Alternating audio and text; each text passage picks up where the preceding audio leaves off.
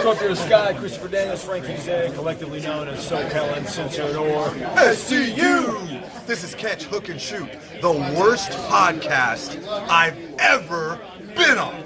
Word.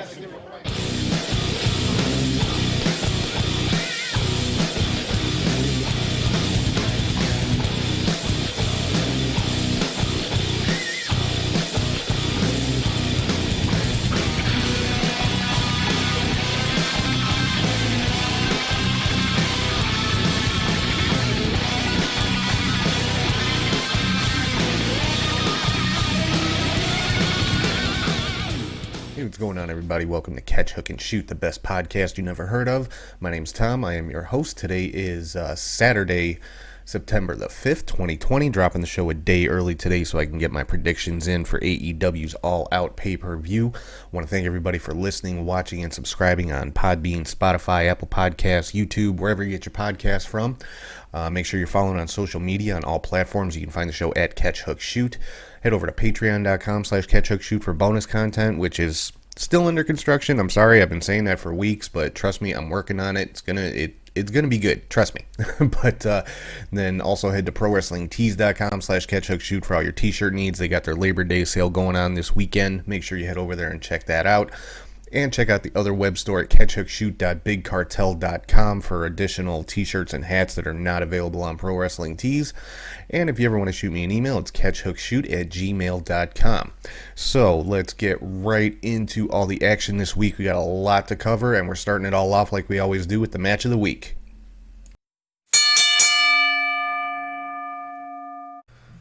Alright, so this week's match of the week is from Payback last Sunday, WWE's second pay-per-view in as many weeks, and that match that we're talking about is Keith Lee versus Randy Orton. This was Keith Lee's main roster pay-per-view singles debut, and he actually picked up the victory over Randy Orton, surprisingly enough. I figured on Randy Orton, taking the victory in this one, and Keith Lee went over. It was a great match between these two guys, and apparently Vince McMahon very high on Keith Lee and intends to quote-unquote push him to the moon. So I'm looking forward to that. He's definitely one that deserves it, definitely one that can carry a championship on the main roster.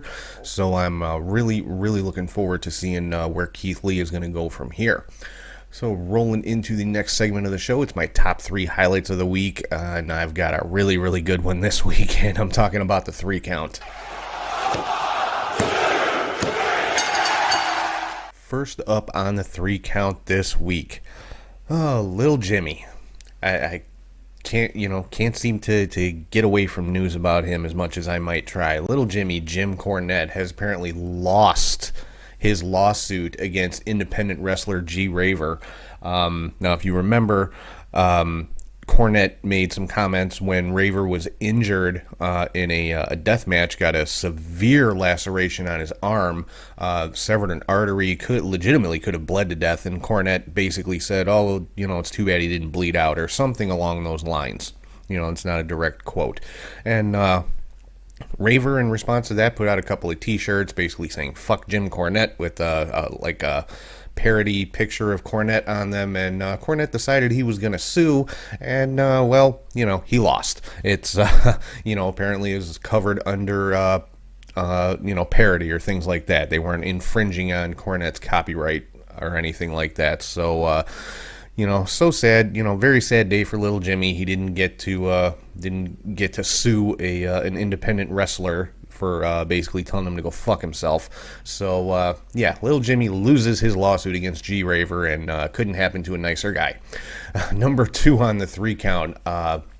From AEW Dynamite, MJF with just a brutal beatdown on Jon Moxley at the end of the show. I mean, Moxley had the match with MJF's lawyer, which he of course won, but then MJF and Wardlow got in the ring and just put a nasty beatdown on Moxley. It was a side of MJF we haven't seen a whole lot or at all, and just showing a lot of aggression, a lot of brutality. Moxley was busted open. It was a really, intense segment. I like seeing that side of MJF. So, hopefully we get to see some more of that coming up later tonight at All Out.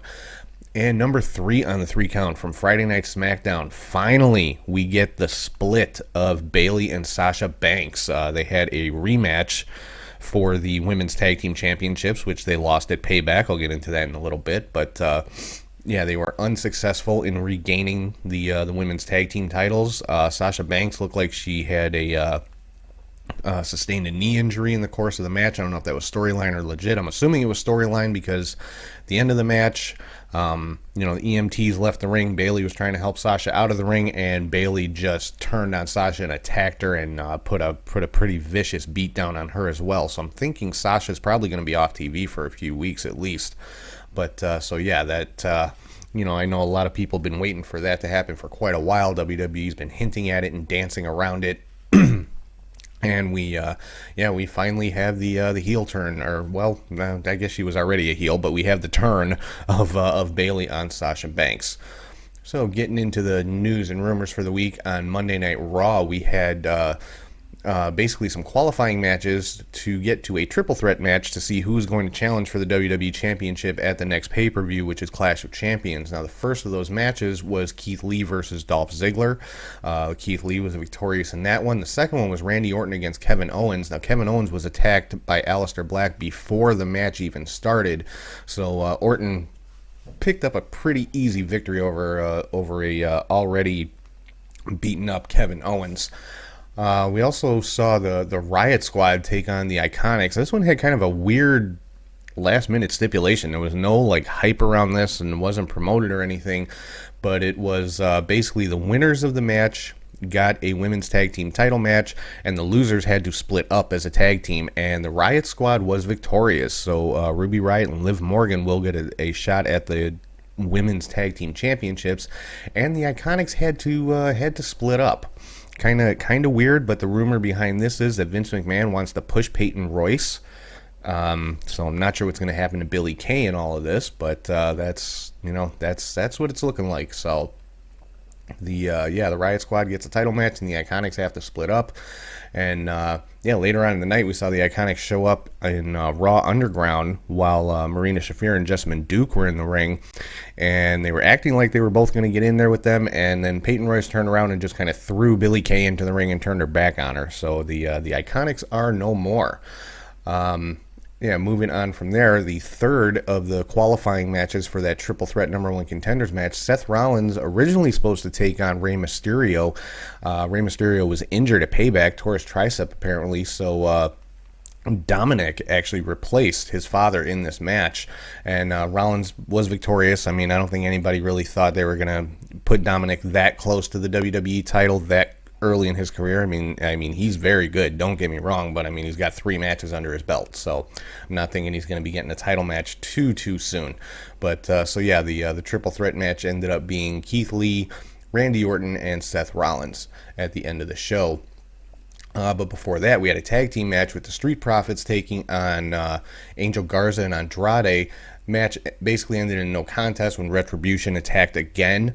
Apparently, Retribution is going to be exclusive to Raw now, so we're not going to be seeing them on SmackDown or NXT or anything else. So I'm hoping they get to the reveal of Retribution pretty soon, because it's been quite a few weeks. It's kind of getting a little old at this point. I mean, I still like it, but I want to see that reveal. I want to see where they're going with it, and who they're ultimately going to be, because it's going to end up being a multi-person match, possibly at Survivor Series maybe, but I want to see where this is going. So they need to start revealing some of these members sometime soon here.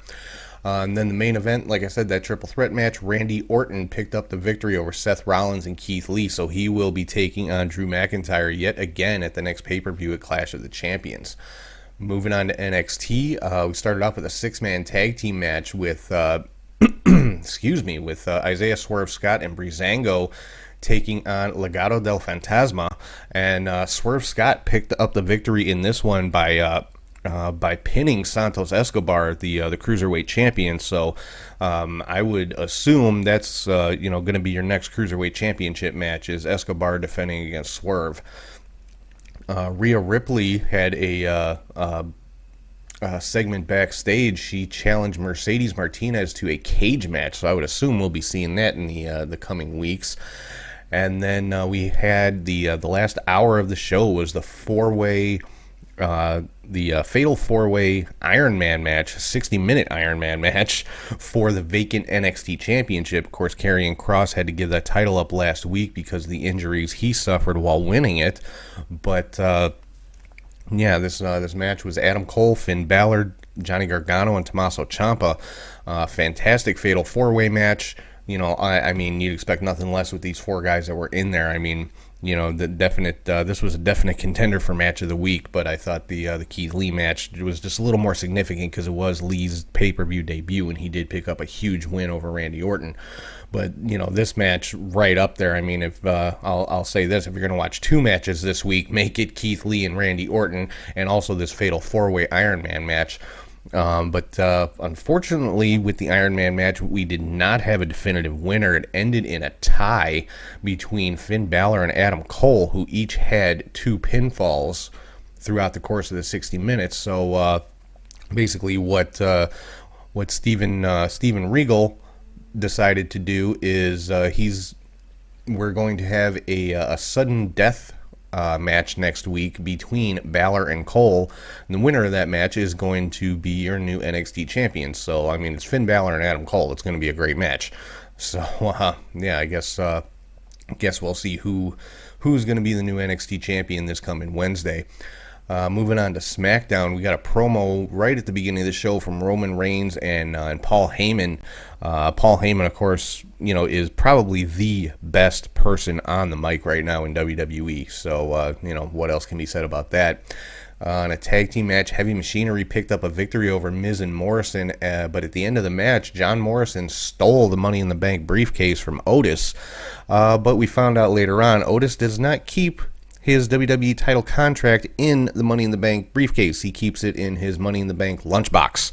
So when Morrison was revealed to be opening the briefcase later on, instead of finding a contract, he found Otis's lunch. So Otis still holds the holder of the Money in the Bank contract itself, if not the briefcase. Then we saw Sheamus with a vicious attack on Big E backstage that went out into the parking lot area, hit the white noise backbreaker on top of a car. Big E was taken away in an ambulance, and this had some repercussions on the main event, which was a fatal four-way match for the to decide who would get a shot at the Universal title at Clash of the Champions. We'll get into that in a few minutes. I already talked about Nia Jax and Shayna Baszler retaining the women's tag team titles over Bayley and Sasha, and then we saw Bayley go a little crazy on Sasha there. And we saw an interesting vignette on SmackDown of, I'm assuming, somebody who's going to be debuting sometime soon. I don't know if this is a new addition to the roster or somebody who's coming back or like a repackage of someone, but all we really saw was a woman in high heels walking and carrying a fur coat, or more like dragging a fur coat with her, and that's really all we saw. And then like purple mist in the back. When I saw the purple mist, I thought maybe it was Velveteen Dream was getting moved up to SmackDown or something, but apparently not. So I'm not certain who this could be. A lot of speculation online. Some people actually saying it could be Eva Marie, which a lot of people would not be happy about. I don't think that's the case. There hasn't really been too much talk about her coming back lately, so who knows? Could be somebody coming up from NXT. Like I said, it could be somebody getting repackaged, like maybe Dana Brooke or Lacey Evans or something like that. But we'll just have to wait and see who the new addition to the women's roster on SmackDown is. Then we had a very short edition of the Firefly Funhouse with Bray Wyatt saying that a new friend is going to be coming next week. And immediately after that, it cut to a segment with Alexa Bliss and Nikki Cross in the backstage area. And in the background, you could see Rambling Rabbit rambling around. And Alexa had a couple more of the dreadlocks in her hair, like Bray Wyatt does, and so I'm thinking this new character we have is going to be somehow based on Alexa Bliss, or possibly be Alexa Bliss herself. Who knows? But that seems to be the direction it's going. And then that fatal 4-way match, very interesting to say the least. It was Matt Riddle, Baron Corbin, Sheamus. It was originally supposed to be Big E, but like I said, Sheamus took him out earlier in the show, and it ended up being Jey Uso who took Big E's place. Now, Jey Uso, we did see him earlier in the show congratulating Roman Reigns for winning the Universal title at the Payback pay-per-view, and then Jey Uso ends up being in this fatal 4-way match and actually wins it. So for the Universal title at Clash of the Champions, we're going to see Roman Reigns versus his cousin Jey Uso. Now, I got no problem with Jey Uso getting a push into the main event. I mean, both of the Usos are phenomenal in-ring competitors. We don't see enough of them, especially now because Jimmy is out with an injury since WrestleMania. We haven't really seen Jey Uso that much. Definitely not really in any matches. So, I'm cool with it. It's just it's kind of out of left field. But that's WWE. That's just kind of what they do. So getting into some miscellaneous WWE stuff here, apparently Brock Lesnar is done in WWE. It was noted earlier in the week that all of his merchandise was taken down from the WWE shop, and then the next day it was confirmed that he is no longer under contract with WWE. Apparently his contract actually ended at WrestleMania and has not been renewed. Now this is not really anything new as far as Brock Lesnar goes. His contracts pretty much go from WrestleMania to WrestleMania every year. And there's been times as far as I know, as far as rumors go, there's been times he's just been on like almost like a per appearance deal. But as of right now, Brock Lesnar no longer a member of the WWE roster, and the same unfortunately for Mauro Ranallo. Now, if anybody who watches NXT noticed he wasn't there at TakeOver 30 on SummerSlam weekend, hasn't been on NXT TV the last couple of weeks, and apparently he's done with WWE. But from what the reports said, it was an amicable split. He had to go back home to Canada. The story was one story I read, I guess his mother was ill, but that was again from a dirt sheet, so I don't know how accurate that is, but obviously that seems perfectly reasonable. So, hopefully we'll see him back in WWE at some point. I know they said he's still, from what I read, he's still going to be working Bellator and Showtime Boxing. But as for right now, he is done with the WWE once again. Another release that actually just came out Friday is the Authors of Pain, Akam and Razar, have been released from WWE, which kind of sucks. The WWE does not have a strong tag team division anyway, and I know one of the members of AOP has been injured for a while, but they're still one of the best, most cohesive tag teams that you have. They're an everyday tag team. They're not one of the cut and paste teams like WWE seems to love so much, and but they have been released. So they are not going to be out of work very long once their no compete clauses are done with.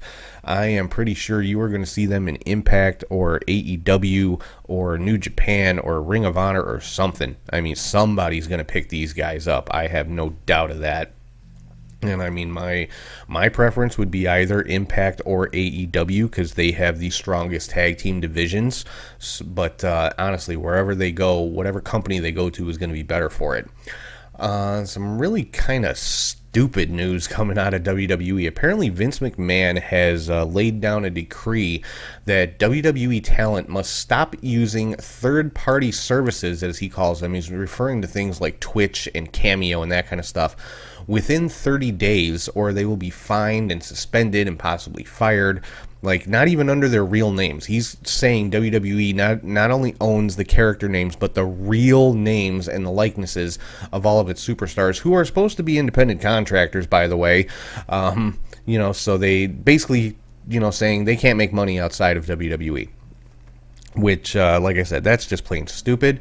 I don't think it's legal, honestly, but, that would require somebody actually taking legal action about it. And let's be honest, Vince McMahon has more money and lawyers than any of the wrestlers who work for him. So not sure how this is going to all shake out, but hopefully somebody will, stand up and push back against this, because it doesn't sound right to me. It just sounds like a power move, a control move to keep, basically keep the talent from building their own brand outside of WWE, which is just, again, stupid. So we'll see what happens with that. Let's see here. Moving on to some AEW news.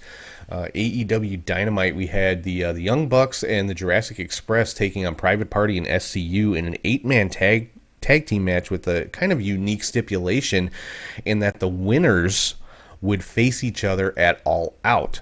And the winners of the match were the Young Bucks and the Jurassic Express, so they will be taking each other on at All Out, which I will get to the full preview of in just a little while here.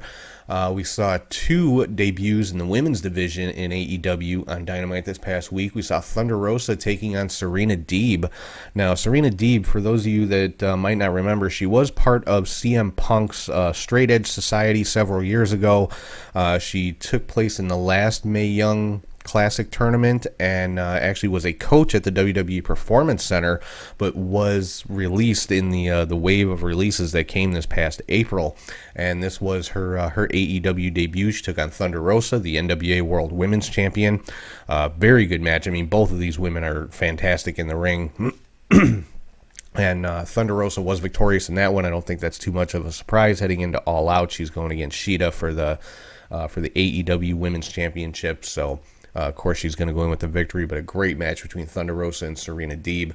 Then we saw just a ridiculously long brawl between some of the participants in the 21-man Casino Battle Royale coming up at All Out tonight. I mean, it went, it started in the ring, went through a commercial break, and they came back from the commercial. It was still going on. They cut to a segment in the back while it was still going on, and it was just a crazy, wild, all-out fight between like Lance Archer and Brian Cage and Darby Allin and Ricky Starks and whoever else decided to jump in the ring at the time. And then I already talked about the main event, Jon Moxley defeating MJF's lawyer, but then catching a pretty bad beatdown from MJF. I mean, Moxley got messed up pretty good. We saw a really, really vicious side of MJF. Let's finish up some other news and stuff from around the horn in pro wrestling before I get to the All Out preview here. On Impact, kind of a surprise victory here. The Rascals picked up the victory over Ace Austin and Madman Fulton, and at the end of that match, the Motor City Machine Guns appeared on the stage and challenged the Rascals for next week, and offering to put the Impact Tag Team titles on the line. So we will see that next week. The Rascals versus the Motor City Machine Guns. That is going to be a tag team match to watch. That is my early pick for match of the week for this week. But we still have All Out to get to, so who knows? But we saw the final episode of Wrestle House, which I mean, if you've kept up with Wrestle House, it's very entertaining. It's just crazy ridiculousness, and this final episode was no different. Taya Valkyrie got a victory over Rosemary with Johnny Bravo as the referee, and if you've been following this vicious love triangle with these three, it's just nuts, honestly. But Taya was victorious, and then we saw Johnny Bravo propose to Rosemary in the middle of the ring after her loss to Taya, and apparently Rosemary accepted. I have no idea where this is going, but you know what? It's one of those things. It's like you just can't look away. So, so I'll be continuing to pay attention to the saga of Taya Valkyrie, Rosemary, and Johnny Bravo. Deonna Purrazzo hosted a black tie affair, basically, celebrating her Impact Knockouts championship and the victory that she got over Jordynne Grace last week in the women's Iron Man match. And of course, Jordynne Grace came down to interrupt, and basically saying that she's going to get the title back. But then we saw the return of Tenille Dashwood, and her saying that she wants the title. So now Tenille Dashwood hasn't been in Impact for several months. I would assume mostly due to travel restrictions. Obviously, she's from Australia, so I'm assuming that could be why she wasn't around for so long. Maybe she had an injury. I'm not 100% sure, but she is back, and she's apparently in the title picture. And then at the end of all this, all of the Wrestle House people magically appeared in the ring. One of those Wrestle House people, of course, is Kylie Ray, who is the number one contender for the Knockouts title. And when all was said and done, Deonna Purrazzo ran away. Her sidekick, Kimberly, ended up taking a super kick from Kylie Ray, and Kylie Ray was left standing in the ring with the Knockouts Championship belt. So, I don't know when that match is going to take place. Possibly at Bound for Glory coming up in October. Who knows? But, Kylie Ray, definitely my pick for Knockouts Champion. And in the main event, we've got a new Impact World Champion. Eric Young was able to defeat Eddie Edwards with some underhanded tactics, so to speak. But, Eric Young, once again, Impact World Champion. Some MLW news. They will be returning to TV in November. Now, they haven't settled on what the name of the show is going to be, if they're going to stick with Fusion or go back to their old name of Underground. They actually put up a poll on Twitter to see what the fans thought. But they're going to be doing TV tapings in October and re-debuting on TV in November. It's going to be an empty arena location. Court Bauer saying it's going to be like a kind of a very raw MMA type environment. I would assume kind of along the lines of Josh Barnett's Bloodsport, or even like Raw Underground, something similar to that possibly. Saying that's just going to be a very raw feel to it. So I'm very curious and looking forward to seeing what this is all about. New signing for MLW. They've signed Kevin Q, and he, I would assume, will be making his debut when those TV tapings start up. And looks like Brian Pillman Jr. has made his return to MLW. Now, he has been appearing on AEW, both on Dark and on Dynamite. Of course, still under contract to MLW. And made his return on the YouTube show Pulp Fusion, and took out Injustice, who he's had quite a bit of trouble with, the last several months. So, honestly, I can't wait for MLW to be back on with new shows. MLW, one of my favorites as far as like just in ring product. MLW is fantastic. They have an amazing young roster of talent. So if you have not checked out MLW up to this point, when they come back, in November, check them out. It is worth a look. Trust me. Some NWA news. NWA seems to be kind of spreading itself, where it can to keep the NWA name out there. And Nick Aldis, the NWA World Heavyweight Champion, will be defending his championship against Mike Bennett on September the 15th on the United Wrestling Network's weekly pay-per-view. I guess the September 15th is their debut. They're going to be doing a weekly pay-per-view, kind of the same way that TNA did when they first started back in 2002. And, what a way to kick it off. Nick Aldis defending the NWA World Heavyweight Championship against Mike Bennett, formerly known as Mike Kanellis in WWE. But, Mike Bennett, if the only time you've ever seen Mike Bennett it was in WWE, then you have to, search out some of his other stuff. Look at his New Japan stuff. Look at his Ring of Honor stuff. Look at his Impact stuff, because he is so much better than WWE let him be. And that's really, what all I can say about Mike Bennett. But getting a World Heavyweight title shot on his first match back since leaving WWE. Pretty damn good. So I'm hoping to be able to catch that one. So let's get into my preview and predictions here for AEW's All Out coming up. Of course, I am extremely disappointed that it wasn't able to take place in Chicago like it's supposed to be every year. Because it was looking like, just from like little hints that were being dropped and everything, there was going to be a StarCast convention attached to this one, and it was going to be at the Sears Center here in Chicago again, and I would have been at all of it. Hell, I probably would have rented a room in the hotel this time just so I didn't have to leave for the entire weekend. But it is what it is. That's the whole pandemic thing. That's what happens. But it's going to be taking place from Daly's Place in Jacksonville, just like all the other AEW shows that have been the last several months. And it's a stacked card. I cannot wait to see this on the kickoff show, the pre-show. We're going to have a tag team match, Private Party taking on Alex Reynolds and John Silver, the Dark Order. I got to pick Private Party in this one, although the Dark Order has been kind of running roughshod over AEW the last couple of weeks, so wouldn't be too big of a surprise to see Reynolds and Silver pull one out in this one. But just at first glance, I got to go with Private Party.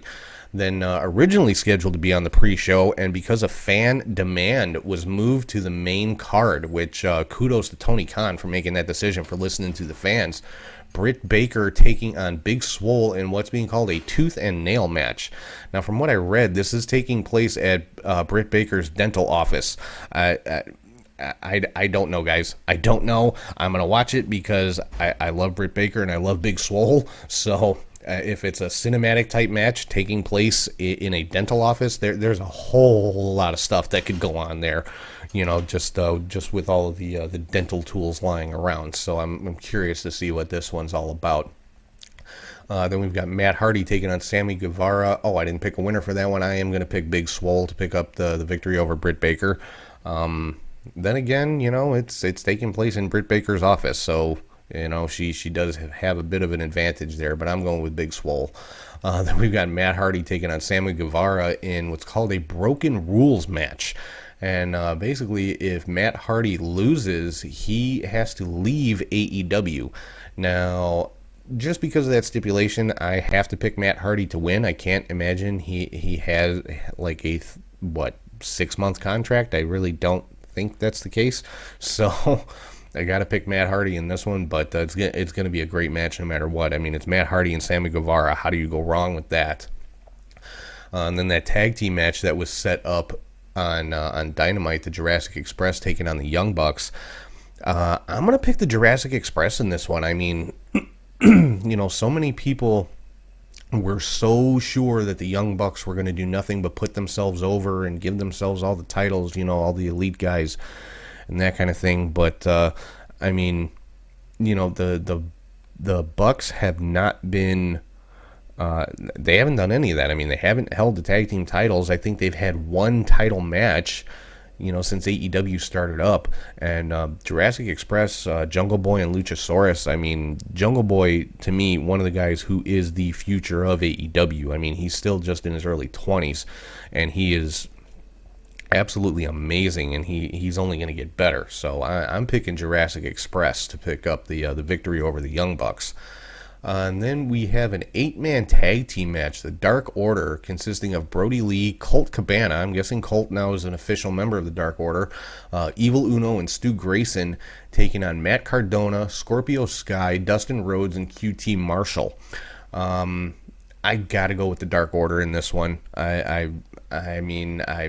Like I said, Dark Order's been running roughshod over AEW the last couple of weeks, ever since Brody Lee won the TNT Championship from Cody and put Cody out. So, I've gotta go with the Dark Order in this one.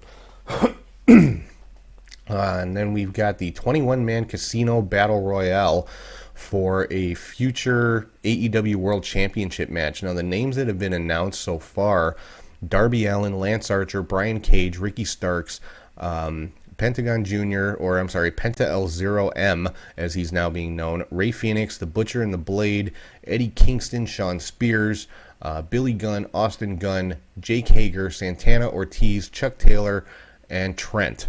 And obviously more names going to be announced probably during the match, I'm sure.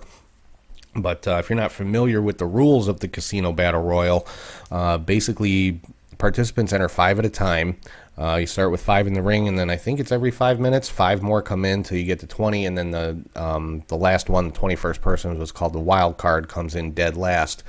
And picking a winner in this one, it's hard to say. I want to say Darby Allin. That's my that's my gut pick is Darby Allin, but then you've got guys in there like Lance Archer and Brian Cage and, and Eddie Kingston and Pentagon and Rey Fenix.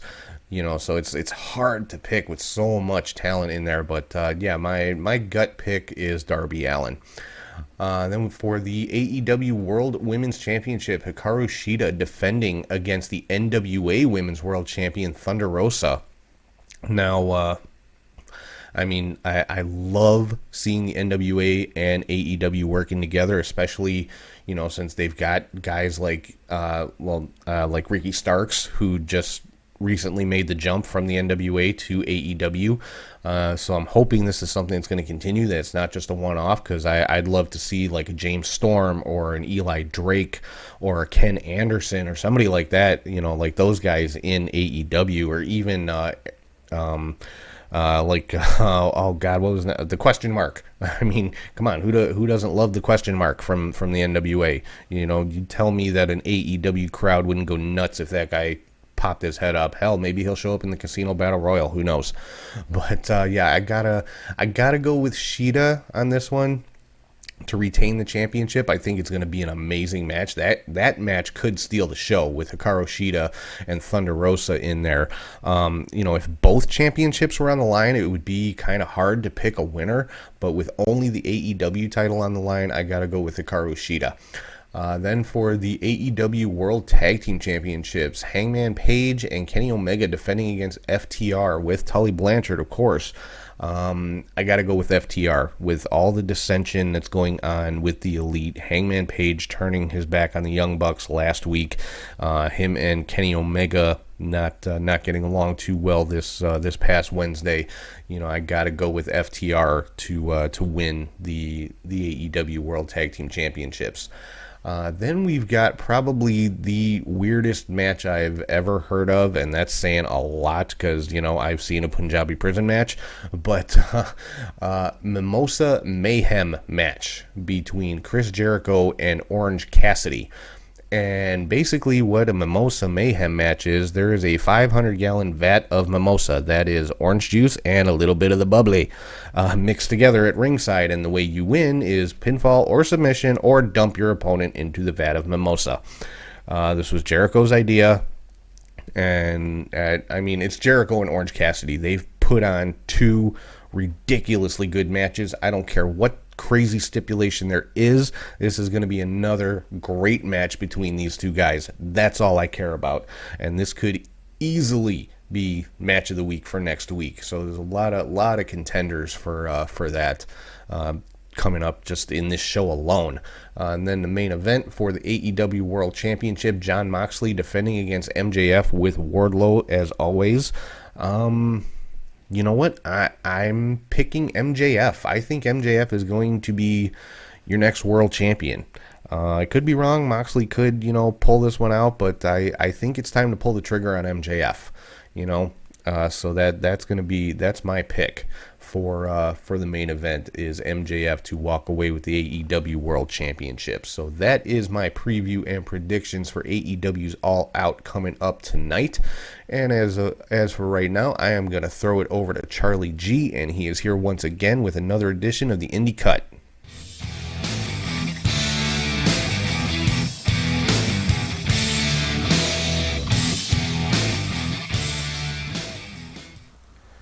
Thank you, Tom, and hey to wrestling friends. I am Charlie G with your Indie Cut.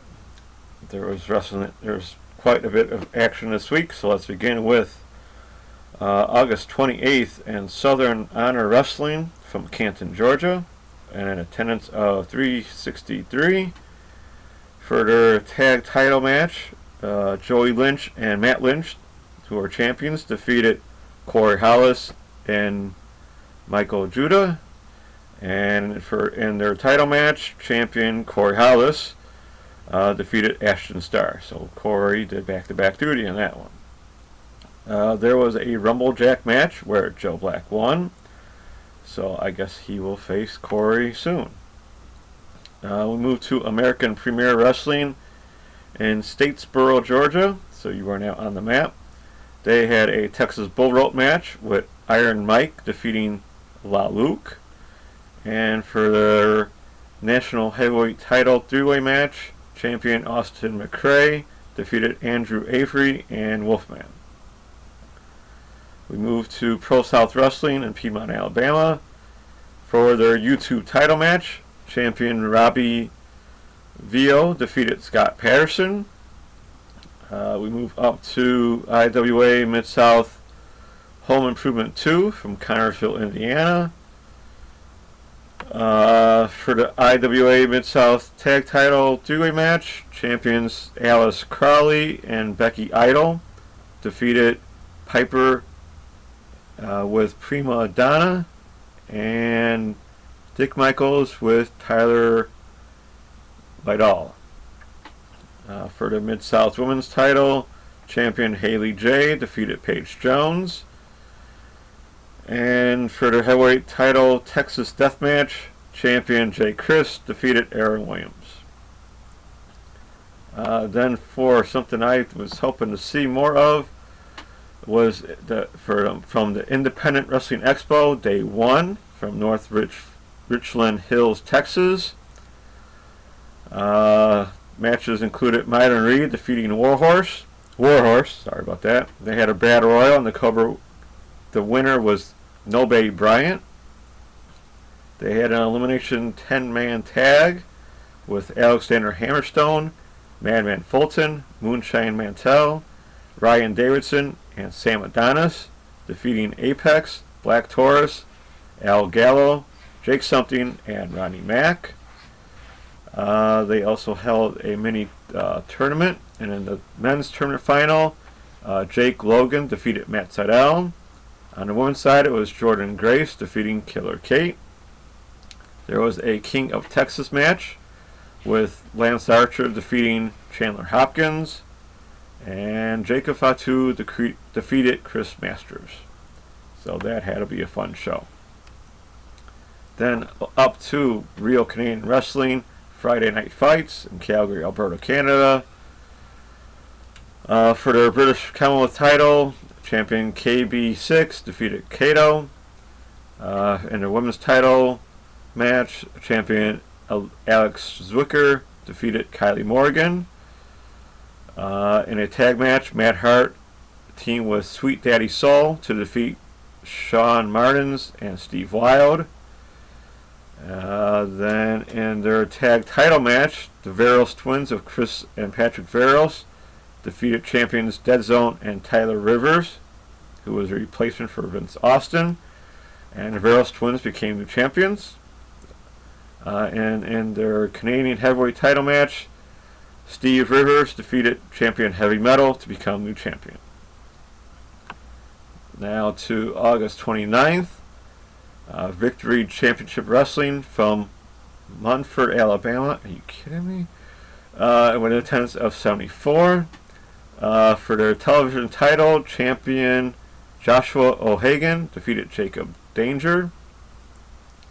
Moving quickly to USA Championship Wrestling from Jackson, Tennessee. You were on the map, where Blake Christian defeated Matt Starr. So nice to see Blake going back home to take care of business. Still in Tennessee for TWE Final Stop. Their title match was champion Brett Eisen defeating Orion Bishop. Then to Renegade Championship Wrestling, WrestleVersary 15 from Chatsworth, Georgia, with an attendance of 170. In a Cruiserweight title match, Torque defeated champion Chris Gaines to become the champion. In their heavyweight title, champion Landon Priest defeated Jess Wade.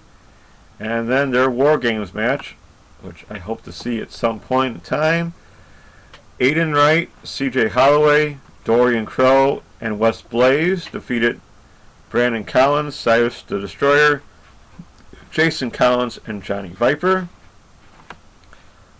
In Metro Pro Wrestling, Return to Greatness from Southgate, Michigan. For the MPW tag titles, Tanner Nix and TJ Meyer defeated champions Chuck Stein and Mitch Hewitt to become new champions. And in their Heritage title, champion Jason Page defeated Percy Drews.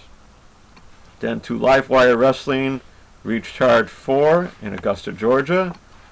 Shug D, or Pineapple Pete as you might know him, defeated Josh Magnum.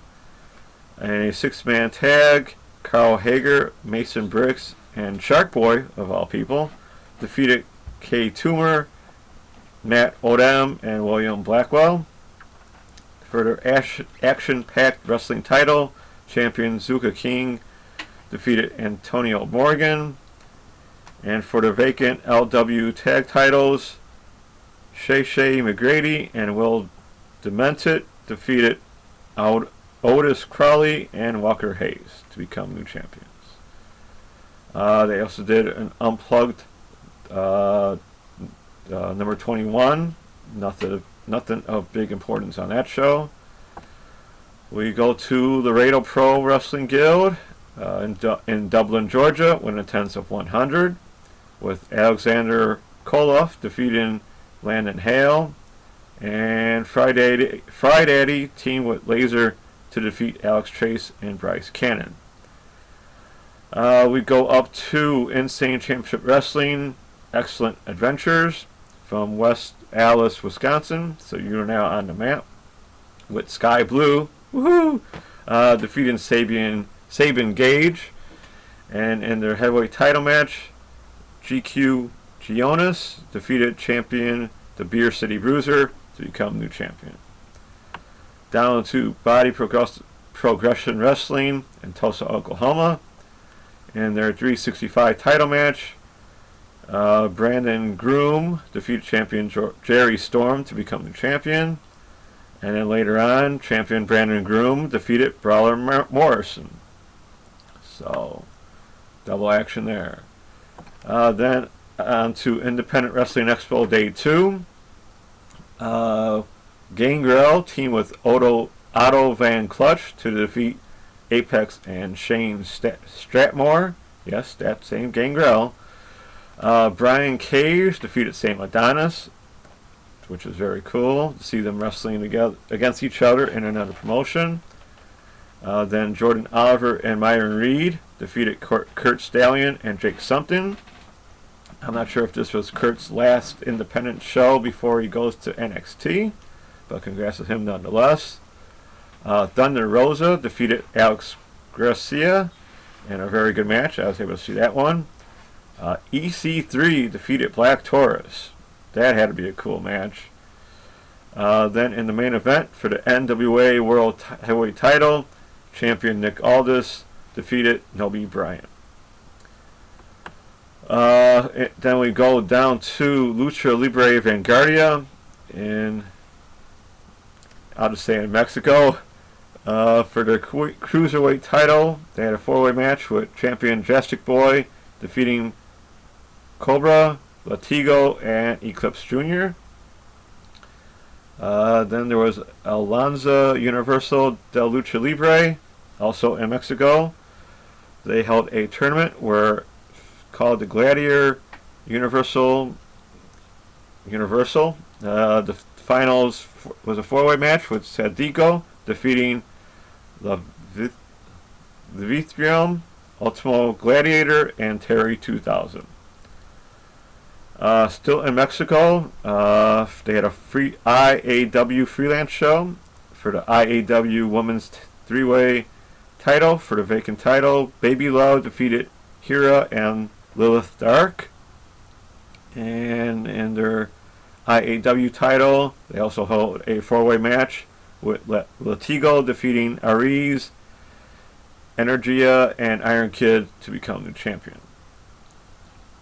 We had all the way back up to Real Canadian Wrestling, Saturday Night Fights in Edmonton, Alberta, Canada.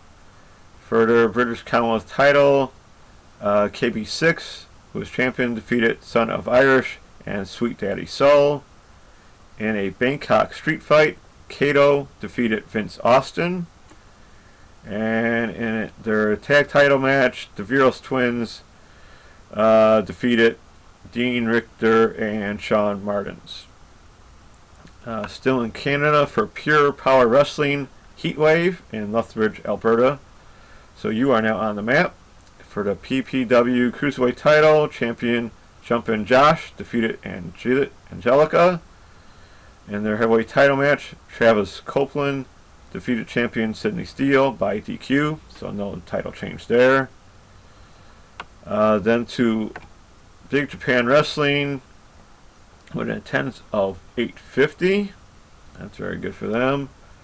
Kuma Aroshi, Ryo Hama, and Yoshimi Nakoin defeated Daisuke Sakamoto, Yuji Okabayashi, and Akira Hyodo. They went to overtime. Great.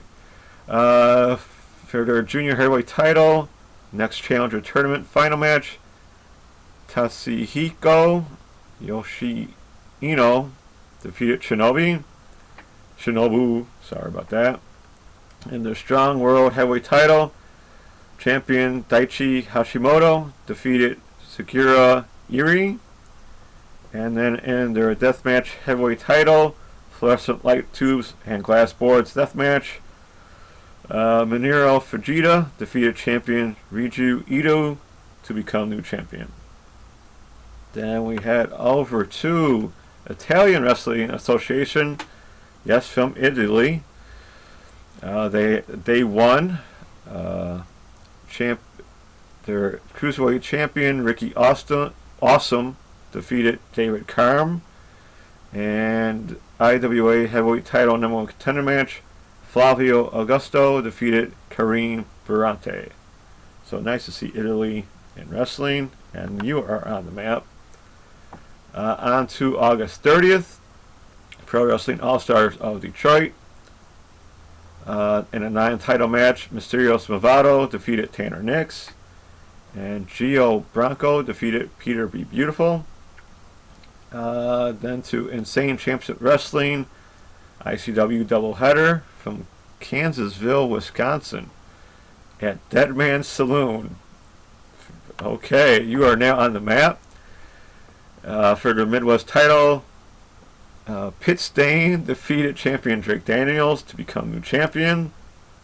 And then they had an Invitational Rumble that included Sky Blue, but she lost, and Juan Hernandez won that Rumble match. Staying with ICW, Insane 8 2020. In their heavyweight title, they had a 4-way match where Joey Avalon defeated Dominic Guarini, Matthew Justice, and champion GQ Gionis to become new champion. And then they held an Insane 8 2020 Ultimate Insanity tournament. And in the finals, it was Slack defeating Neil Diamond Cutter. Nice name, I like that. Then down to International Wrestling Revolution Group in Mexico. Dragon Bane defeated Yoshioka.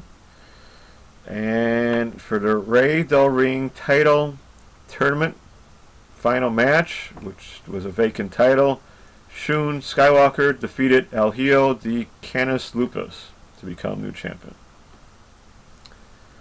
Then for DTU, the boys are back in a horse stable of sort. This is a pretty crazy show. I got to see most of it yesterday. It's also on YouTube, so look them up at Total Ultraviolent Disaster or Disaster Total Ultraviolento. Featured match was Dr. Wagner Jr. and Shun Skywalker defeating Baby Extreme and Camouflage. Alright, so check it out. It was actually kind of cool. And they had more people. I would not say safe distancing, but it was still a cool show nonetheless. We head back to Italy in Battaglia Day 2. In a heavyweight title number 1 contendership match, Dave Biasco defeated David Carm. And then Flavio Augusto defeated Mr. Flowey. And then he defeated Sir Robert Barnum. So he had to work 2 matches in a row. We head to Pure J Wrestling 2020 with an intensive 101 for the Daily Sports Tag Team title. Hanoko Nakamori and Rina Yamashita, who are champions, defeated Momo Tani and Riding Again. And for the Pure J Openweight title, champion Leon defeated Kazuki. Then to Pro Wrestling Noah.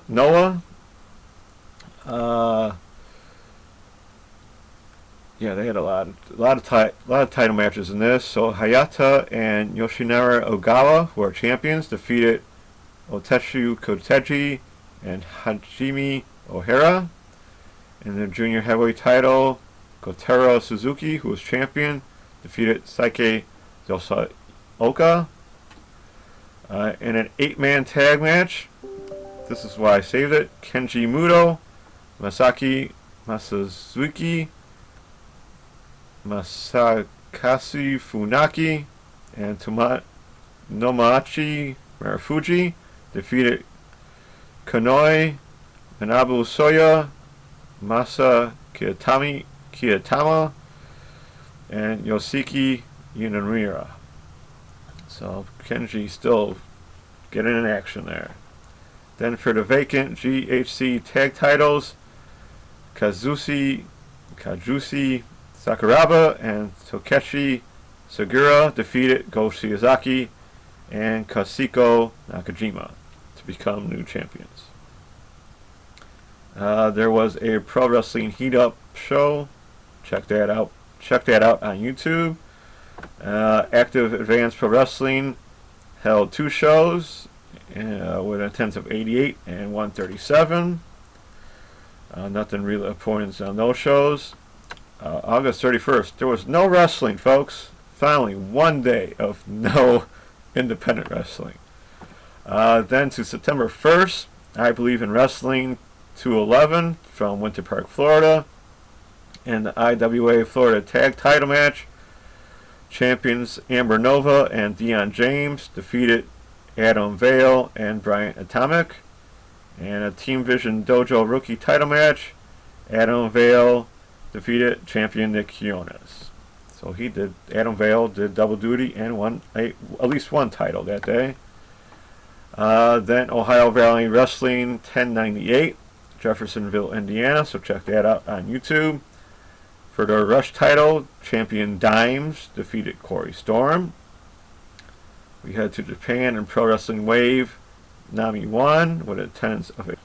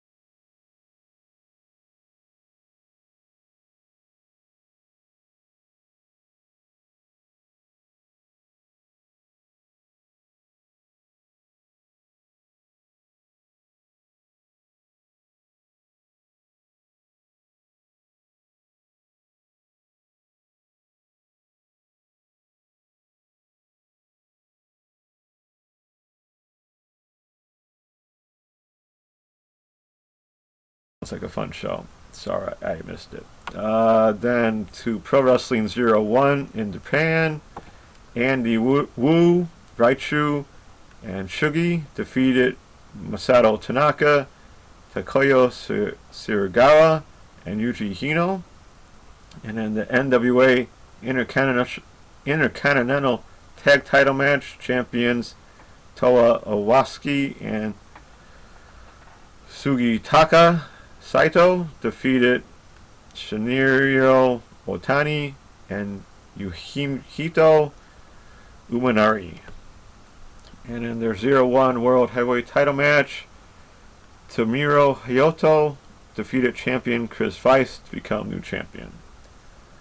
Sendai Girls Pro Wrestling did a show. Check them out if you can. And then Just Tap Out Professional Wrestling Yumi with an attempts of 377. In a 6-man tag match, Dick Togo, Men's Tio, and Taka Michinoku defeated Isa 8, Hana, and Koseki Sato. And then Daisuke Sakamoto defeated Tomuro Hyoto. There was an Ice Ribbons Peace Party 53 with an attempts of 31. Suzy Suzuki defeated Madeline. Godo Move Pro Wrestling, Chaka Pro 44.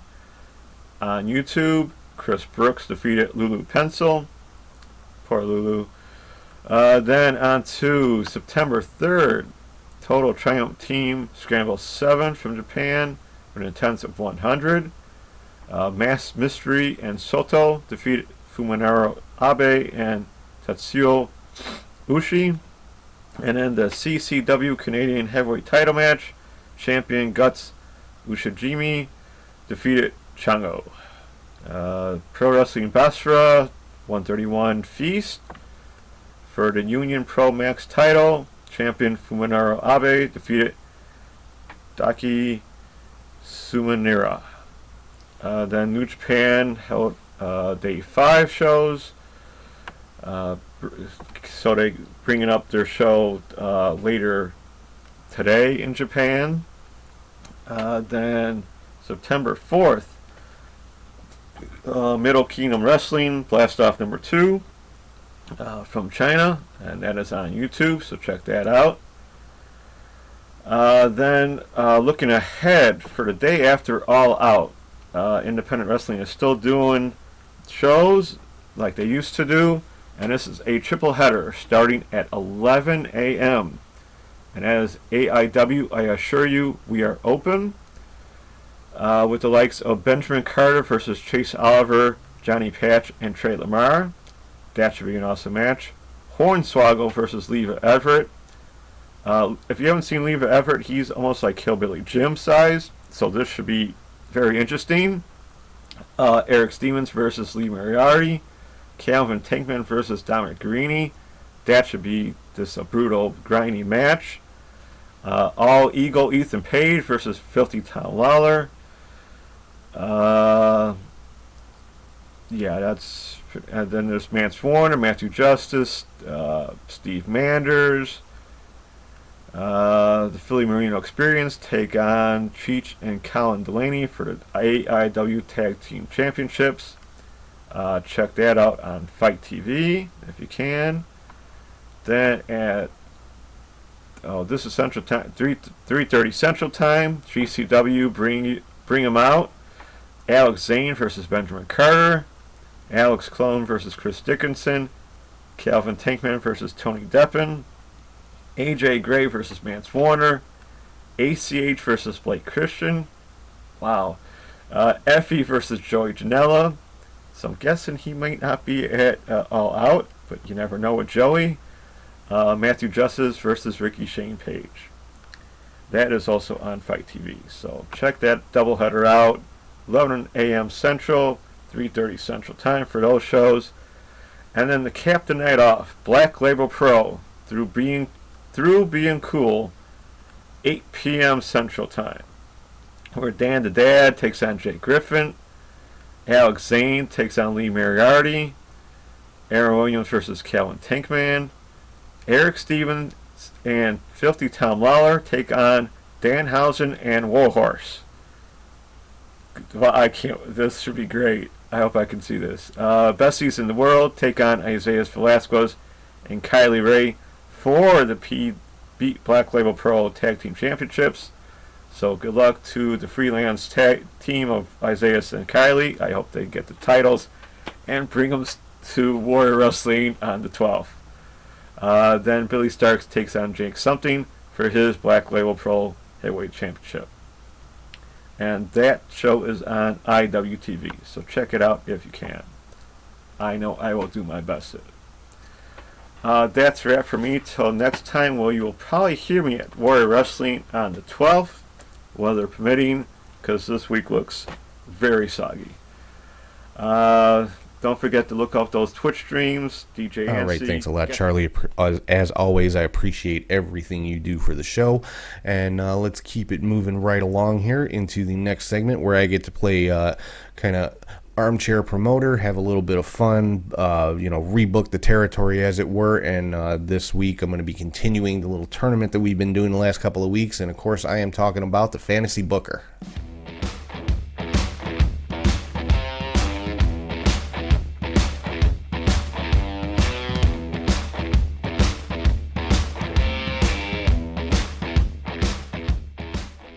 Alright, so this week, continuing round 1 of the CHS Faction Tournament, we have got LIJ from New Japan Pro Wrestling, and the version of LIJ that I'm using, now I said before, I'm picking what I think are the strongest versions or the strongest members of these factions, so they're not necessarily all still members of these factions, especially in this case. For LIJ, I've got Naito, Evil, Sonata, and Takahashi.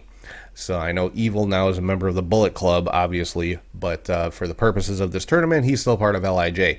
And their opponents for this week are the Hart Foundation, Bret the Hitman Hart, Jim the Anvil Neidhart, Owen Hart, the British Bulldog, and Brian Pillman. LIJ, probably one of the top factions in Japan. I mean, one of the top 3 at least. You've got LIJ, you've got Chaos, you've got the Bullet Club, but Tetsuya Naito, to me, he is the top 1 or 2 in New Japan. He and and like I said, you've got he and Evil have just been basically trading the World Heavyweight and Intercontinental titles in New Japan. Sonata, Takahashi, excuse me, guys. But, and then the Hart Foundation, what can be said? The Hart family, probably the greatest wrestling dynasty in the history of the business. And, for me, booking this tournament, I have to give the edge to the Hart Foundation. Bret Hart, arguably the greatest in-ring technician ever. Owen Hart right on his heels. You got Jim the Anvil Neidhart, one of the best power guys ever to set foot in the ring. British Bulldog, same thing, and another great power guy. Owen could also do the high flying stuff. So could Brian Pillman. Just all around a great, very well rounded team. So I got to give the victory in this one to the Hart Foundation. Moving on to the second round of the CHS Faction Tournament. So, moving on from there, the next segment of the show is one where I usually give a not-so-popular opinion. And, if I can talk straight here without, losing my voice. But anyway, I'm talking about the weekly hot take. Here it is.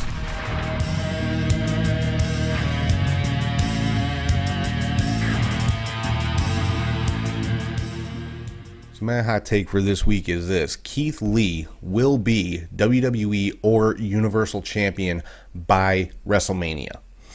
And it could be much sooner. It could be by Survivor Series, or it could be by the Royal Rumble. But at minimum, by WrestleMania, Keith Lee will be a top champion in WWE. I have no doubt of that. And I'm not just saying that because of the supposed rumor that Vince McMahon wants to push him to the moon, quote unquote. I'm saying it just because he is that damn good. And he's got, he's got the fans behind him. He's got the charisma. He's got the in-ring ability. He's got the size that Vince McMahon likes. He's got the look. And, he's got everything. And he can talk. He can go in the ring. He's got speed. He's got strength. He's got agility.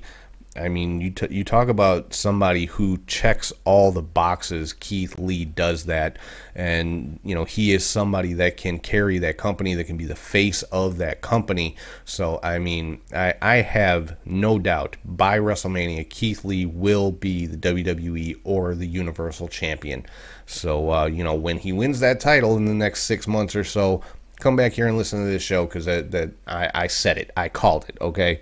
So that pretty much wraps up everything for this week. I do want to make mention that my buddy Archie from Wrestling Behind Ringside started his new YouTube series this past week, WBR Fantasy Wrestling. Head to the Wrestling Behind Ringside YouTube channel. Check it out. It's a pretty cool show he's got put together. Give it a look, give it a like, subscribe, and check out everything he's got coming, because he's been telling me about it, and it sounds like a really cool show. So I'll definitely be checking it out. Hopefully you guys will too. And hey, he's got me and Charlie in there as created characters, and we each had a match this past week, and I got my ass kicked, but that's okay. And but yeah, head over to the Wrestling Behind Ringside YouTube channel and check that out.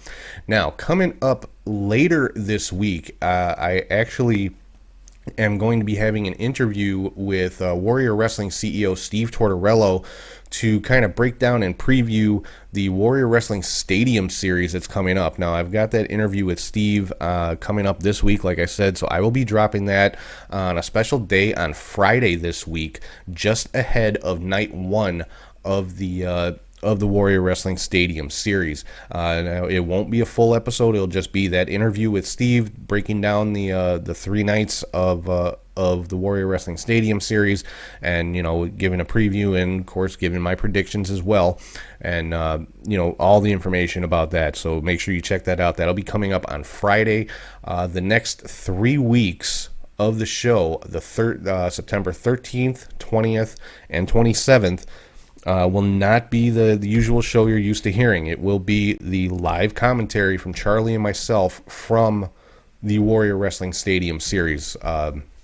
It's the shows are going on 3 Saturdays in a row, so I'll be dropping the commentary track on Sunday, just like a normal episode. But so if you're not able to get out to Marian Catholic High School here in Chicago to see the show, if you can't watch it on Fight, if you can't listen live on Podbean, then come back and listen, the next day, because it'll be posted, and you can hear all the commentary. I think me and Charlie do a pretty good job of keeping up with all of the action, even though Steve continues to try to test us by putting together some of the craziest matches I've ever seen.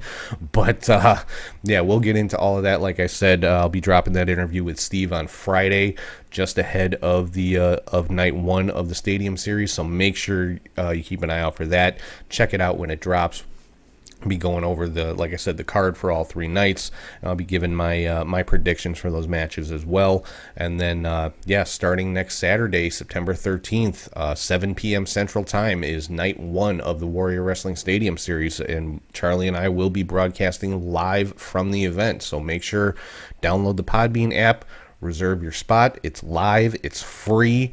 So no reason not to check it out. And, if you're, like I said, if you can't be there, if you can't watch it on Fight for whatever reason, listen to it live, guys. Me and Charlie have a lot of fun doing it, and I think we've gotten pretty good at it since we've done their last few shows. So they keep having us back, so we must be doing something right. So download the Podbean app, check it out. Warrior Wrestling Stadium Series Night 1 next Saturday, September 13th, or September 12th, I'm sorry.